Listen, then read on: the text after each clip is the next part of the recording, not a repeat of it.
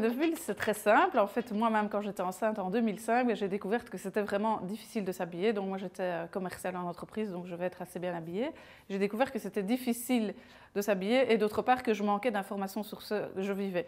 Donc, suite, j'ai profité d'une situation professionnelle favorable pour quitter mon employeur et pour créer 9 bulles, donc, qui est le premier site belge qui habille et conseille la future maman. Donc, d'un côté, on trouve des collections tendances pour maman, future maman et maman qui allait aussi, et des conseils donnés par des professionnels de la grossesse. La plus grande difficulté que moi j'ai rencontrée, c'est justement le choix de l'agence web. Par exemple, comme je n'avais aucune compétence IT particulière, oui, ok, on parle de ça, mais qu'est-ce que ça veut dire et comment est-ce que je vais vraiment aller choisir la bonne agence web? Parce que c'est primordial. Si vous ne choisissez pas la bonne agence web, votre site n'est pas bien, donc pas attirant, pas attrayant, etc. Donc pas de visiteurs sur le site. 1 an et 2 mois après l'ouverture du site, j'ai ouvert ici une boutique H&M, donc une boutique physique.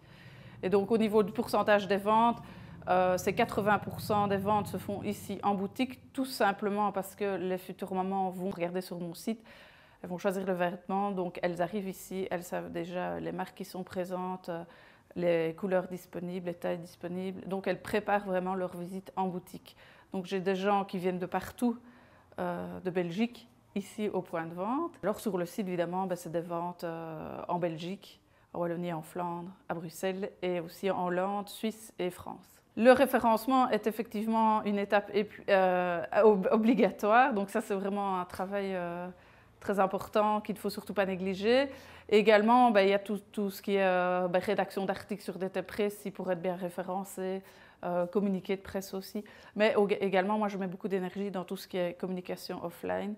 Donc, magazine spécialisé, faire des salons du bébé, parce que moi, c'est ça que je cible. Comme conseil que je peux se donner avant de se lancer, c'est vraiment d'analyser à fond son projet et de faire une étude de marché. Pour moi, c'est le primordial. Si vous n'avez pas, le public n'est pas prêt à acheter vos produits en ligne, ça ne va pas.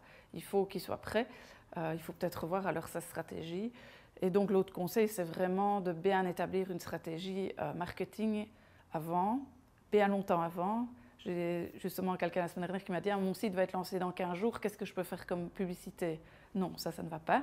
Il faut vraiment préparer ça pour se faire connaître auprès de sa cible. Alors, au niveau de la stratégie des réseaux sociaux, donc 9 bulles est très très présent sur Facebook. Nous avons une page 9 bulles. Quelques mois avant de lancer mon site, j'ai déjà créé ma page pour créer un peu l'effet buzz et dire voilà, il va se passer quelque chose, etc. Donc, commencer à acquérir des fans que mes amis, au début qui étaient les premiers fans, commencent à en parler autour d'eux.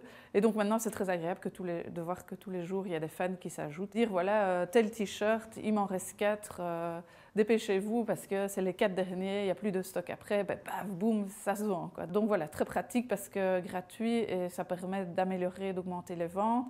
Ce que je fais aussi, je publie des nouveautés et je vois directement alors sur mon site le tracking. Avec l'outil de tracking, je vois les gens qui sont en ligne et qui veulent acheter le vêtement.